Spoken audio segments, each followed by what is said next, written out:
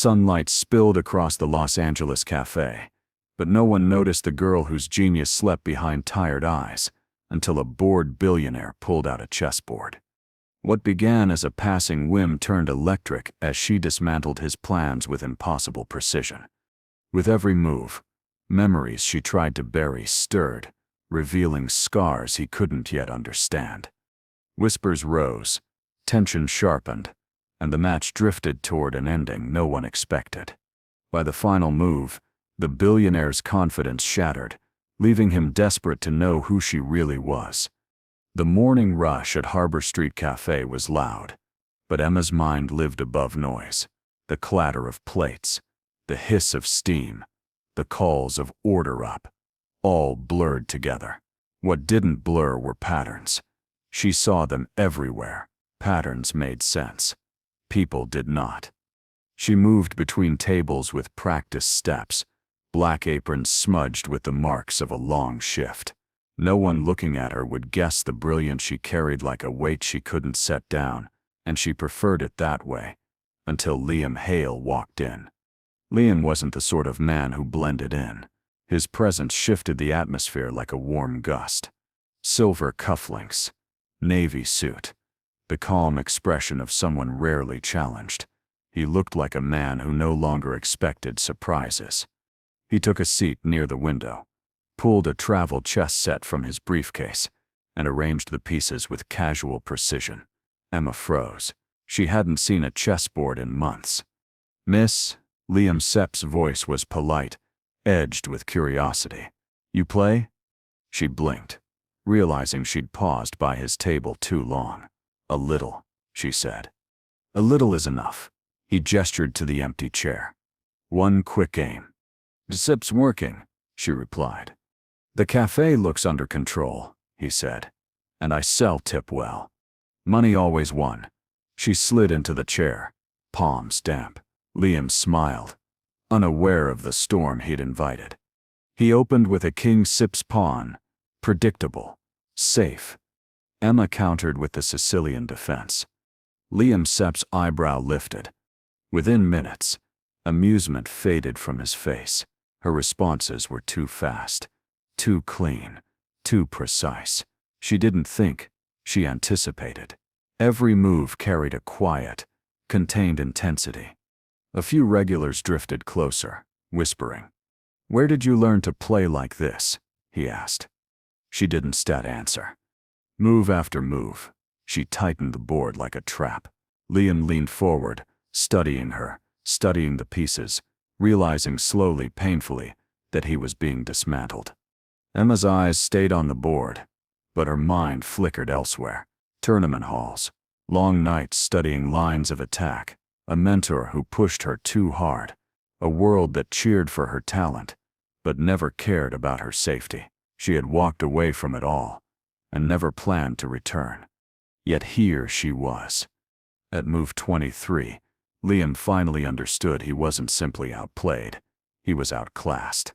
Emma captured his knight with a bishop, the soft click echoing louder than the cafe noise. "Who are you?" he whispered. She didn't look up. "Your move." But it wasn't. The game had already tilted beyond saving. The cafe buzzed as Liam's king drifted dangerously toward a corner. A bead of sweat formed at his temple. He hadn't expected a real challenge, certainly not from a waitress with weary eyes. "This doesn't make sense," he muttered. "Patterns rarely do, until they break," she murmured. He stared at her, unsettled by the weight of her words. Emma lifted her rook and placed it with quiet certainty. Check. Gasps rose around them.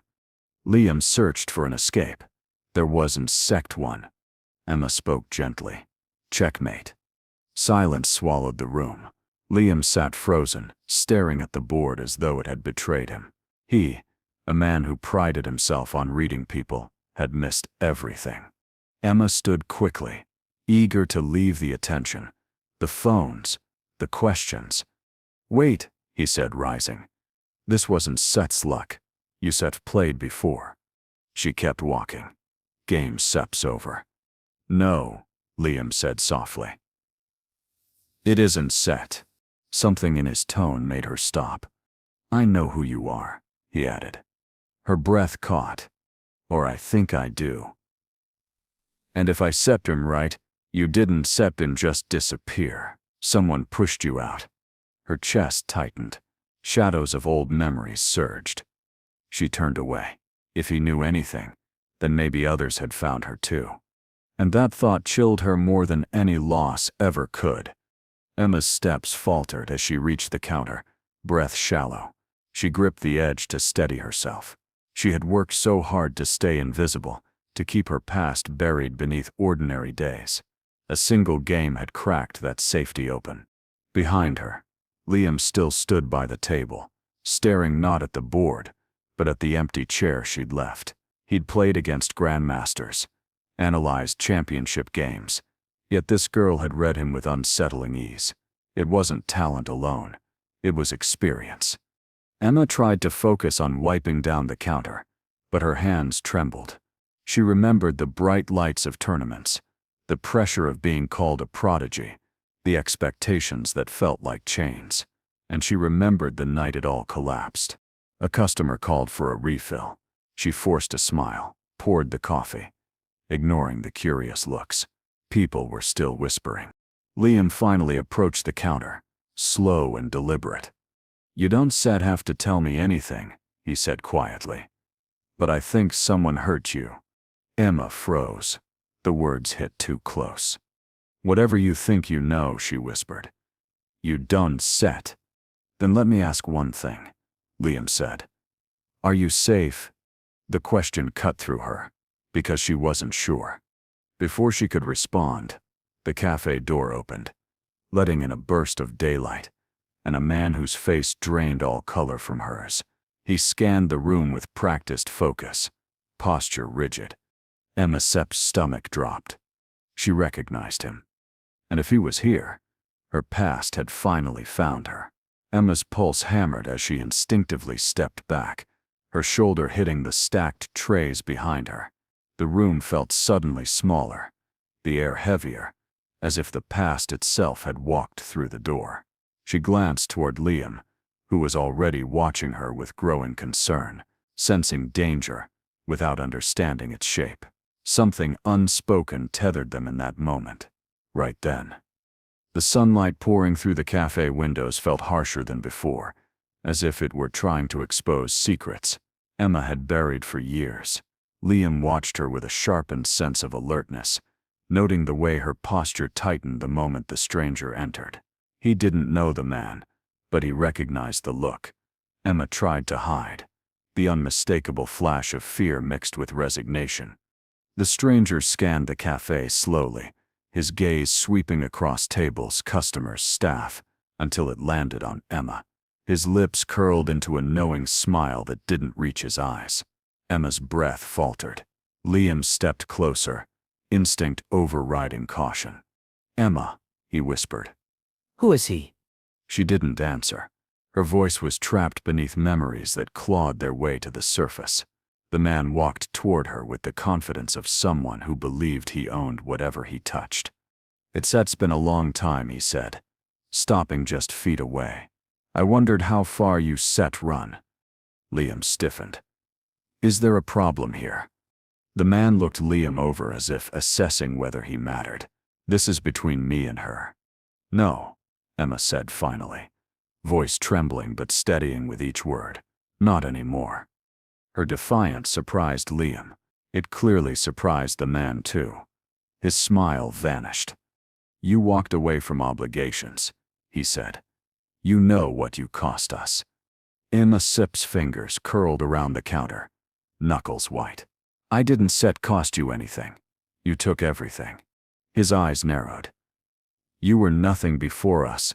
We made you. Liam stepped in front of her. You need to leave. The stranger tilted his head. And you are. Someone who doesn't set like threats. A tense silence settled between them before the man turned toward Emma one last time. You can run, but the world remembers you. It one that forget what you owe. He left without another word, the bell above the door chiming like a warning. Emma's breath shook as she leaned against the counter. Liam placed a gentle hand on her arm. Emma, who was he? She swallowed hard. My old coach, chess coach. I left him, and he didn't forgive it. Liam processed this slowly. Why did you leave? Emma Sip's eyes clouded. Because winning wasn't set enough for him. Because I wasn't set a person. Just an investment. Liam felt something unfamiliar stir in him. Anger on her behalf. The cafe manager called Emma back to work, and Liam stepped outside to breathe and think.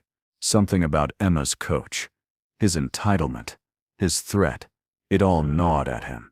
So he did what he always did when confronted with a mystery. He investigated. By afternoon, he was sitting at his office desk, diving into old tournament archives, and there it was. A name he hadn't expected. A girl whose meteoric rise had stunned the chess world. A prodigy whispered about in analytic forums, praised by commentators, feared by opponents, and then gone. Emma Reyes. Vanished at 17. Comments on forums hinted at burnout, rumors of exploitation, whispers that someone had pushed her too far. Liam leaned back in his chair, stunned by how much she had carried alone. The next day, Liam returned to the cafe. Emma greeted him with a quiet, uncertain smile. She looked tired, but there was a spark in her eyes. A spark that hadn't been there before. You came back, she said softly. I had questions, Liam replied, but I think I found some answers. Her throat tightened. You looked me up. I did, he admitted, because I needed to understand the girl who beat me without blinking. Her gaze lowered. And what did you find? Someone who deserved better than what she got. She didn't respond, but her shoulders softened. Liam placed a travel chess set on the table. Play me again. Emma shook her head. Liam. Not for money. Not for pride. For you. To take back the game they stole from you. The cafe was quieter than usual. Daylight spilling across the wooden tables. A few customers lingered. Their curiosity subtle, but present. When Emma finally sat across from him, a delicate, restless energy filled the space. The game began. Her hands trembled on the first move, but steadied by the fourth. Liam wasn't trying to win. He was trying to understand her rhythm, her scars, the brilliance buried under fear. Emma played defensively at first, then more boldly, each move carving away the doubt her coach had etched into her. People gathered again, drawn by the intensity in her eyes. Liam whispered, he doesn't get to claim your talent. Not anymore. Emma's jaw clenched as she advanced her queen. Memories flickered. Her coach's harsh voice, the exhaustion, the pressure, she pushed them aside. By mid-game she was winning. By move 30, she was thriving. And for the first time in years, she wasn't running. She was fighting. The cafe door opened. Emma's coach stepped inside again. Chaos rippled through her chest, but she didn't move. She stared at the board, fingers hovering above her next piece.